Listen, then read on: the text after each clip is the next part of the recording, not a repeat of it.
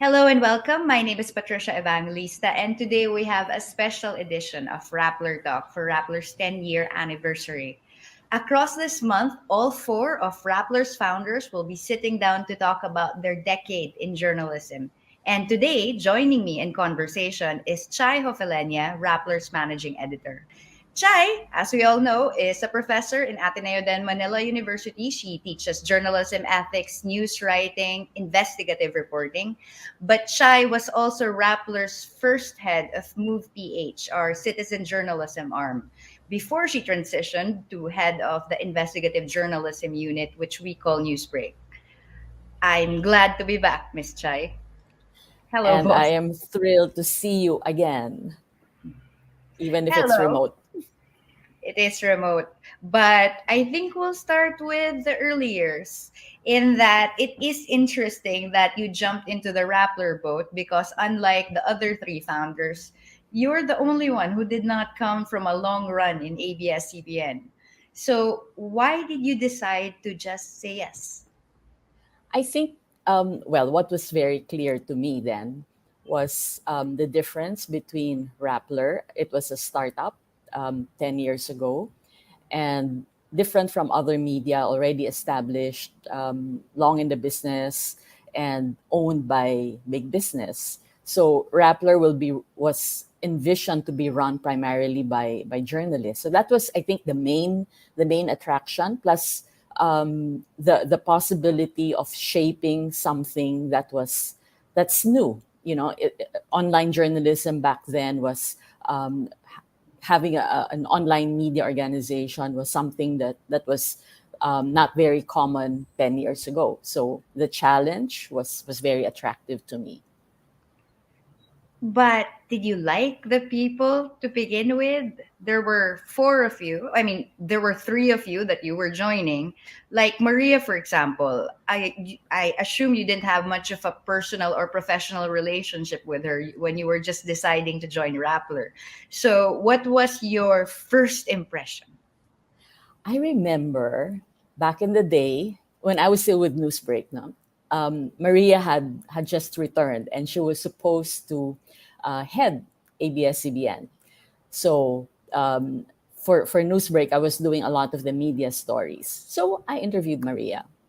And then my impression then was, okay, this woman came from CNN, had very extensive international experience and backgrounds coming back to the Philippines. And she struck me as someone who was extremely, extremely idealistic. Change the world, change how things are being done in a huge, well entrenched network, change the culture. So that was the first thing that struck me. Very idealistic, probably being also to a certain extent a bit naive. That that it, it's entrenched cultures, and you can't just change them overnight. It will take years and years and years. But Maria didn't see that. Her eyes were parang focused, no, that ABS has this great reach, and you have to. She was grabbing the opportunity to to change the world. So yeah, so change the world is like a mantra for her, and I think it's something that has carried over to Rappler too. Is that a mantra for you when you were joining Rappler, when you were approached? Did you really think, as a journalism professor who's a little more practical, did you believe that changing the world was actually a reasonable vision? Well, vision naman is something that you really cannot attain. So it's good to have that vision. But maybe I'd say I'd scale it down a bit into something that's more achievable for me. And it's probably, I'd say probably just to make a difference. And, Okay. stories can make a difference. A small startup like Rappler can make a difference, can make a dent in the lives of people. So that was enough for me. And walking in, because it's a startup, you can start from scratch. What were your non negotiables? Actually, I didn't have any, come to think of it. I didn't in terms of pay or salary, nothing. I didn't even say, Maria, this is my baseline. You have to pay me no lower than this. No such conversation. There were no demands about positions even. And I remember her asking me, what do you want? What position do you want? I said, nothing. Nothing. It's really up to you. It's like a blank slate, clean slate, and Mhm. we'll craft it. We'll write things. We'll figure things out together. So that blank slate became Move PH, Mm-hmm. the citizen engagement arm that you ran for. How long was that? I think about maybe half your time in Right. Rappler. Yes. Yeah. Yes. And Maybe about 5 years. Yeah. why was citizen engagement necessary for a journalism startup? Remember, um, I think the reason why we were on social media, because this was the period of the Arab Spring, Mm-hmm. and social media held so much promise that you put content, you put messages on social media, and the reach would be just tremendous, Mm-hmm. compared to, say, print, right? And that was, I think, that was the idea.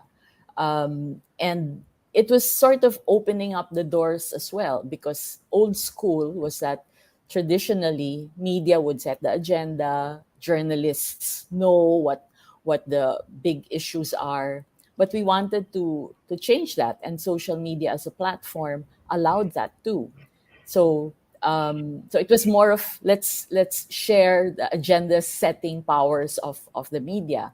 Therefore, um, we include it, it was more inclusive, supposedly. We include citizen journalists who would be able to know what the other issues that matter, what these are in their respective communities. And because when we were starting, we were just 12, of course we can't cover the entire country. So the inputs from other citizen journalists were very, very critical to our organization back then. And of course, you were also hiring millennials, young journalists. I used to be young journalists like myself, for example. You were But in your 20s, right? Back yes, I was then. 26, which makes me 36 now, and it's a very painful thing to realize. That's But still young compared to me. I salute your wisdom and experiences. But Rappler arrived at a time when social media was beginning to become not just a news source, but a fundamental way of communication. Mhm. So you were trained as a print reporter, where your only public image depended on the byline, the stories you release, and that was it. But your new millennial reporters had Twitter feeds and Facebook timelines and Instagram profiles. Were you surprised at this melding of the public and the private? Was there anything, a photo that was posted that surprised you? It might have been, and and it continues, no, until today, until now, 10 years after. I guess the initial shock, if you'd call it, or the we were I was unprepared to see photos of reporters wearing skimpy clothes, bikinis, swimsuits, because it's something that my generation of journalists would probably never have done. It's like we're more private in that sense, and we treasure the privacy, but it's more now. Even, well, when we started, and then maybe a couple of years down the road, there was that transparency and total openness, no, that the line between professional, this is me as a journalist, and this is my life as a personal individual, very, very thin line, sometimes totally gone. And that was scary. That is scary for me, because sources can, you can be tracked. Sources can take advantage of you and download these photos and use them against you in the future, when ties or relationships sour. So that was something that I'm not really totally comfortable with until now. Would a reporter right now, for example, be discouraged from, say, posting a bikini picture from a Oh family yeah. photo, Oh or yeah. posting a story about a personal breakup or a customer service complaint? Things. Mm, yeah, yeah. The I guess one major consideration is, for social media, the guidepost is authenticity. So Yeah. if this is you, if you're comfortable posting a video of yourself, say singing or cooking or sketching or cursing, people would say that's me. I'm being my authentic self, so it's perfectly okay. But again, there are lines. No, you are a journalist. You cannot you And of course, because you are a journalist, you have personal preferences.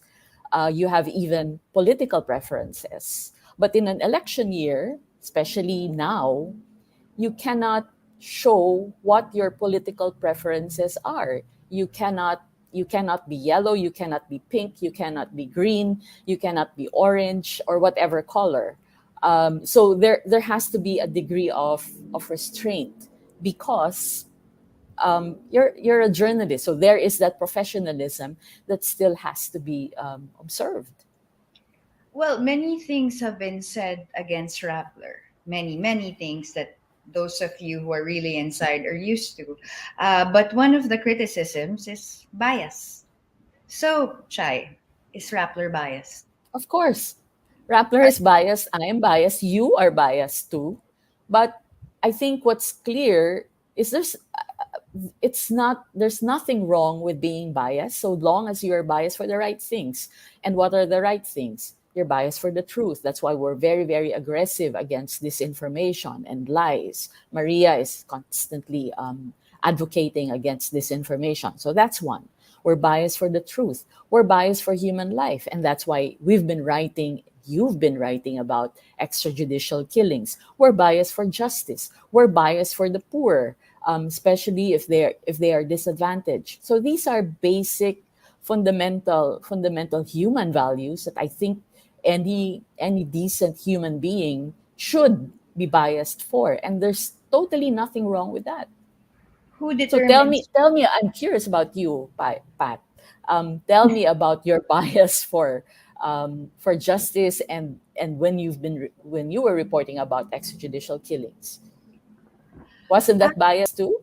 That was complete and thorough bias in that I've been a trauma reporter for a very long time. So, but in most cases, at least in the years I covered before the drug wars, people did die. People were traumatized. People would drown in the thousands, but nobody would say they deserve to die. Mhm. So for me as a reporter on the field, it became necessary to cover because I personally believe, as a citizen and as a journalist, that people deserve due process. That whether you're a drug addict or a criminal or anything else, you did not deserve to be slaughtered on the street. So I guess Mhm. that's really it. But Chai, who deserves to say what is considered the right bias? Who deserves to say? You Um, said earlier that biases are okay if they're the right things. right. People will say, well, there's another side to the story. Sure. But I think, as I said earlier, as human beings, we have what I would call basic standards Mhm. that we agree on. There are universal principles that we accept, and I mean, we don't even have to go to the United Nations for that. But as simple human beings, right? We know that it is wrong to kill people without due process, and that's why we have been pursuing all these stories. You were writing about them very aggressively in 2016, late 2016, all the way till the time that you left, and we've picked up the stories again recently. what, 5 years, 5 years later, because we believe that those who were disadvantaged before continue to be disadvantaged now. There is still no justice. Those who were buried are being evicted from their graves, and that is not right. That is not wrong. There doesn't have to be a court of law, or even a tribunal who would say that it's all right to be biased in this incident, in this particular situation, and this particular situation. We don't need that.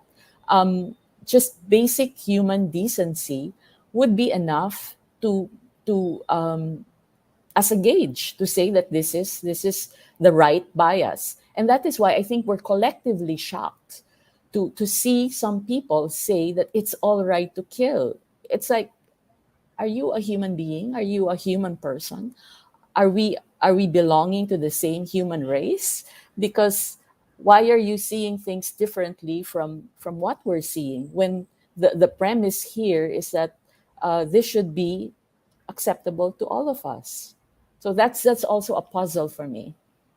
If the goal is not objectiveness, which people still think should be a fundamental to journalism, what is the goal then? Objectivity is non-existent today. There's no such thing. I mean, that was old school, even in journalism. Whenever I teach writing, I say, because some of the textbooks would highlight objectivity when you're reporting on news.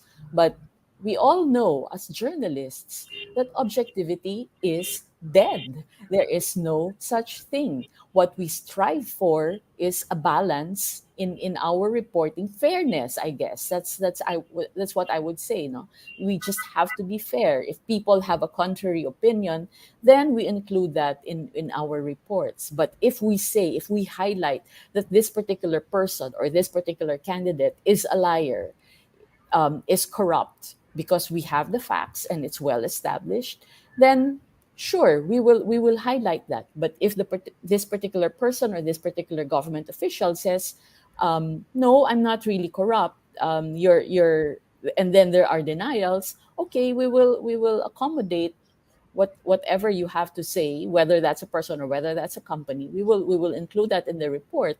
But there would be a very, very clear angle Mhm. that will allow the reader to say and to make a particular judgment that this person could be lying, and that's perfectly fine. Now, the editorial sections of many news organizations across the developed world have no qualms about endorsing political candidates, publicly Mm, mm. endorsing candidates. Is this something that you considered for Rappler? Oh, we would have loved to do it, especially given the critical time that we are in. We always say that, democracy is in peril. The quality of our leaders has just declined tremendously. Unimagined 6 years ago. Unimagined that we would reach this level.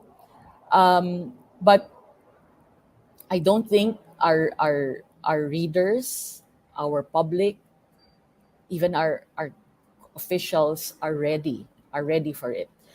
We haven't yet matured as a people, to be able to grasp the importance of that, because people would, again, they would say that, see, media is biased. Why are you endorsing this particular candidate? um, I'd wish for officials to be more politically mature and to be able to appreciate the role that media plays. Mhm. That endorsing one candidate does not mean um, being uncritical of that candidate when he or she wins eventually. So we're just not ready for it, and there Okay. will be a backlash. I'm sure of it. It would be exciting to see that happen, though. Would You you wish us to do that? I'm uh, curious.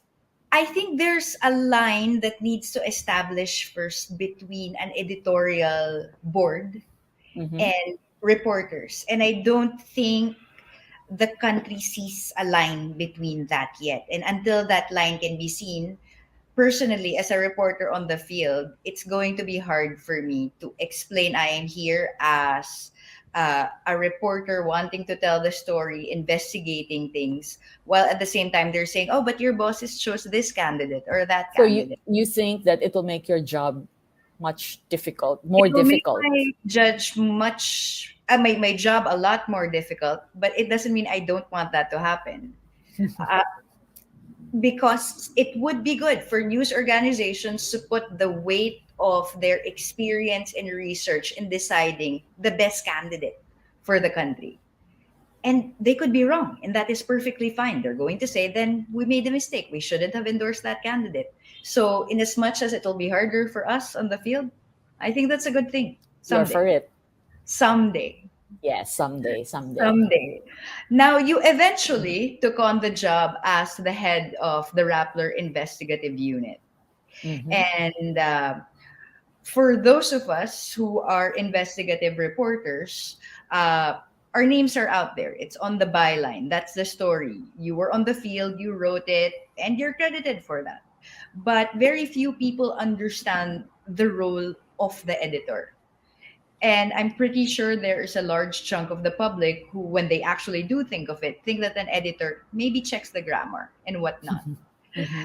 How do you perceive your role as an editor, particularly of the investigative unit?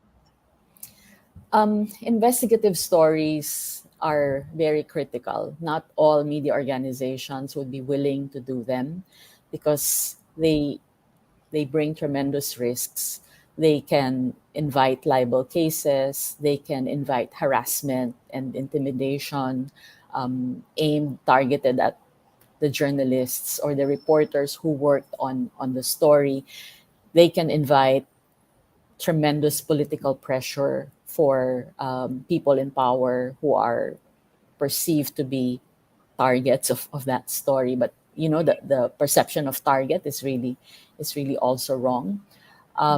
So the editor is really there as a gatekeeper to make sure, maybe to begin with, to make sure that the story is worth pursuing, that it's not just, because nga, the risks are that come with the stories are tremendous. So if we're taking the risk, they might as well be worth it. So whatever stories we do should have maximum impact, either on a community or even a person, and Mm. that's fine. So impact is very, very important. I check for that, and then of course, because we're looking at impact, to begin with, as a reader, because I am also representing the reader, can I understand the story? Do I feel the right emotions, or does the story not affect me at all? Because if it doesn't, then how can I expect the reader to get affected by it? And also, we have the editor also makes sure that there is adequate support for the reporter who's out in the field, because that reporter faces tremendous risks. And in your case, um, lives were at stake, and your own personal life also, you faced a lot of risky situations because you were reporting about victims, about the police, vigilantes, and these are people who have the ability to get back at you. So all the support that an editor can give should be there, financially, logistics, emotional support, even um, if you're tired, if you're emotionally drained, the support has to be there. And then also, and this is probably the unpleasant part, we check for lapses. I check for lapses. Are there factual errors? Are there gaps in reporting? Um, is there sufficient data and information? Are we being fair in this story? So those things, and then of course the other thing is pushing reporters to their limits. How far can you go? How far can you conquer your fear? Or hanggang dito ka na lang. Sometimes editors also are instrumental in reporters seeing their own limits and their own boundaries, and that's okay if we come to that, to a common agreement na this is as far as I can go. Then okay, then we'll settle for that and then see how best to what we can do to make the best of out of the situation. I think the last few years were particularly distinct in Mhm. terms of investigative reporting, or at least the challenges to investigative reporting. You talked about support and all of these things, but you also talked about fear. Yeah. And the challenges I would face on the field, for example, is going to be very different from what you face. I was, for example, constantly afraid that a story I would publish would get someone killed. A Yeah. source, a witness. Did I protect them enough? Or should I not have revealed that name? Should I have made the decision not to just say it at all? It's all of that. And it lives in your head. In it rotates in your head. What were you afraid of? Um, hmm. As an editor, there's always the fear that something would happen to a reporter, that the reporter would not be able to come back alive, especially when covering very dangerous and risky stories. And that's not just the drug war, by the way. I remember we had covered pre-pandemic, of course, we had covered Haiyan, Yolanda, Mhm. and we sent out a team. And Paterno, this was the reporter then, when he was still a reporter, Paterno and Franz, who was part of our production team, one of our prod specs. They were together and we hadn't heard from them for days. And that was terrifying. I remember imagining what if something happened to these two boys.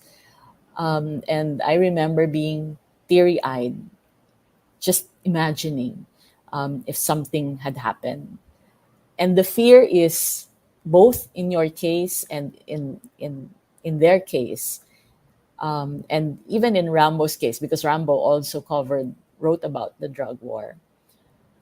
How do I how do we, the bosses, explain to your parents? We can't.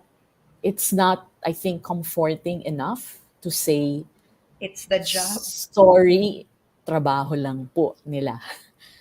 And parang ano it's like we're also parents, and Yes. it's like telling another parent that we're sorry, and that's a fear, that's a constant fear. Buti na lang nothing of that sort happened, and you're safe up to this day.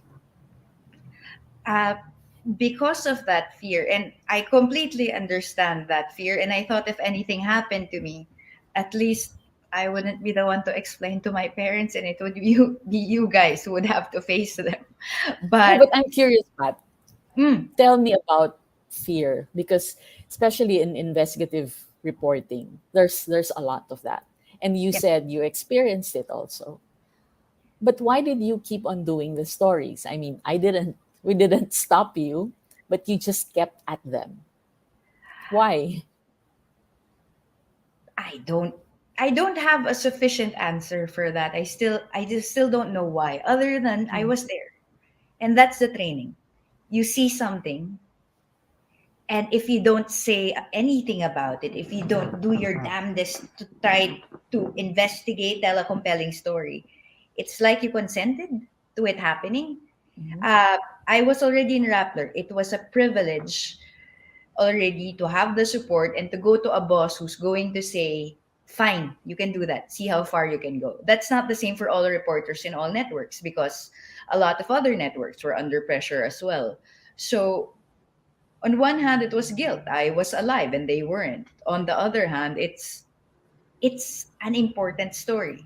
It's really cliched.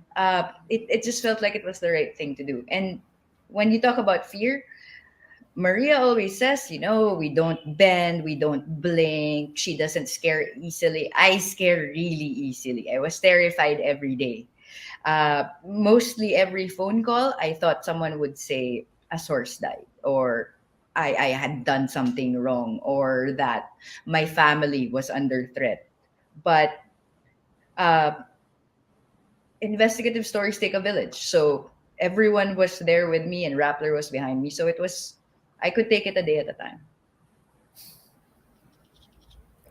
But you Uh, were fearless. You were fearless. I think other people, not just in Rappler, but even our readers were amazed at um, your your courage. That you were just nonstop, one story after another, after another, after another.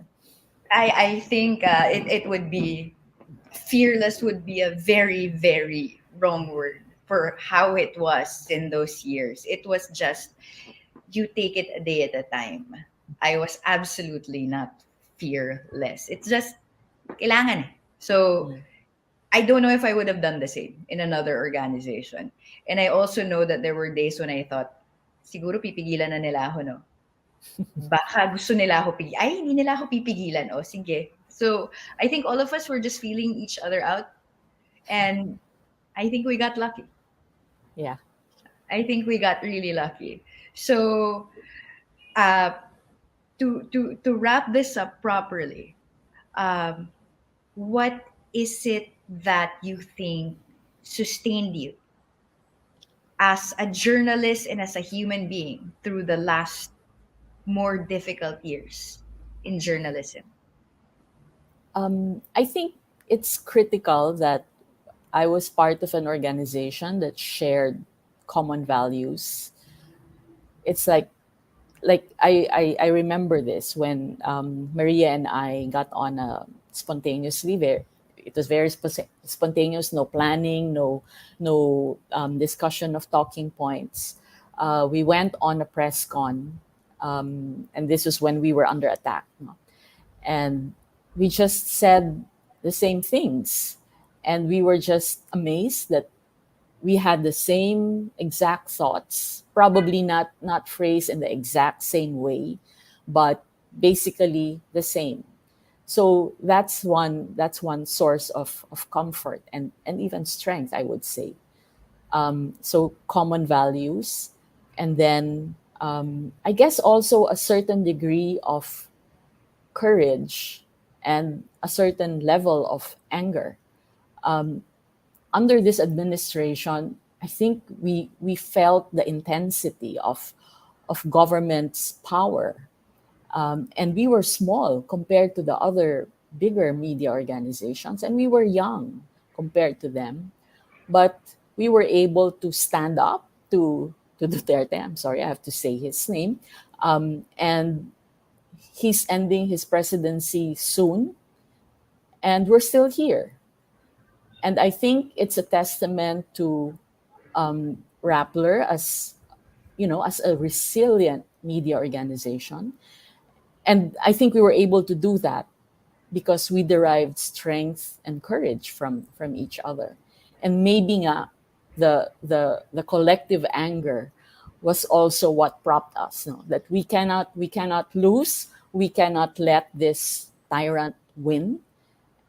We have to survive and go beyond his 6 years as president. What do you hope for? You've made it to 10 years. I'm Yeah, not sure this is if you my longest. I did. was telling you, this is my longest in a job.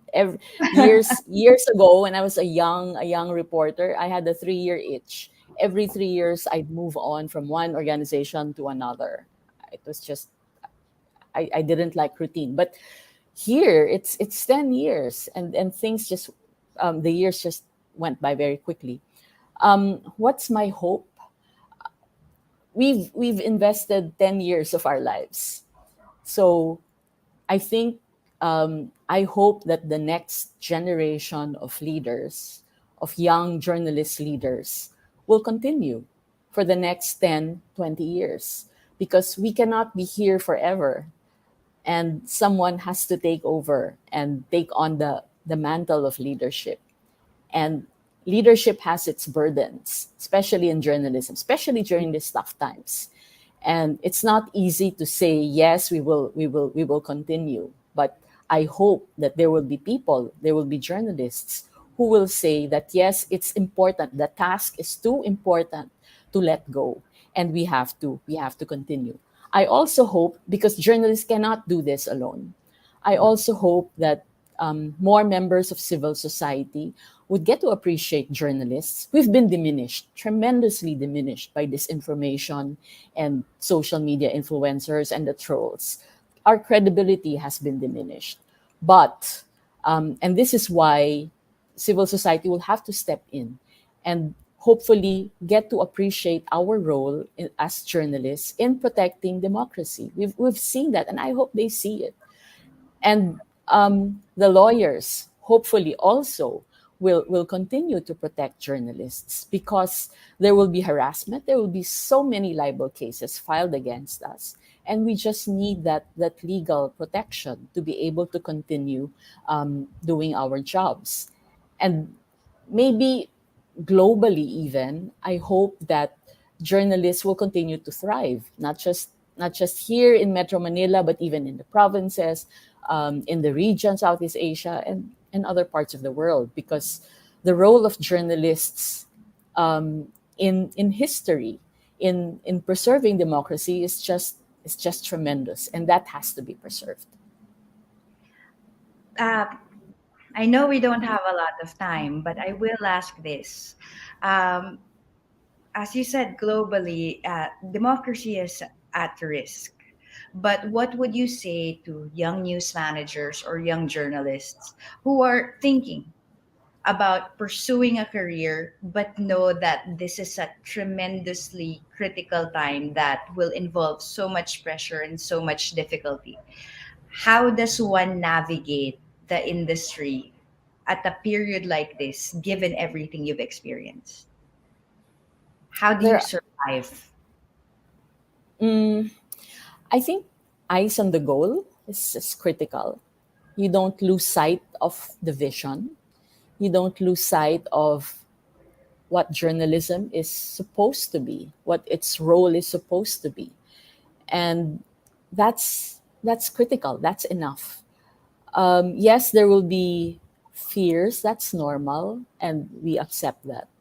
But if we know that this is how important journalism is, and this is how important it is to continue doing it, then I hope the young journalists will jump in when it's most critical, when it's most dangerous, because we often say this, it is an existential moment for journalists, for journalism as in general. Because fear is what will drive away the young journalists. I would say, get get rid of your fear, or manage your fear, and come join us, because we need allies. We need new soldiers who will carry on the fight. We cannot, existing. Patricia has aged also after 10 years. And there has to be younger journalists who will carry on what Patricia has started, in the same way that I will probably be retiring in a year or so, in a few years, Oh, please and don't. somebody has to continue leading the newsroom. Same thing with Maria and Glenda and Beth. It's a continuing fight. And I think it's also something you've continued from the journalists, all the women who came out of Mhm. martial law and said we need a better media. So on that note, thank you very much, Chai, and I hope that the torch will be carried much further than we've managed the last 10 years. It's a marathon race, and I Not am a sprint. glad I'm glad that you're part of it, and for the elections you should be among us again. I'm glad to be back. It's been a difficult 2 years without seeing you guys, and being told I missed deadline again. I'll see you again, Miss Chai. Thanks, Pat. Nice chatting with you.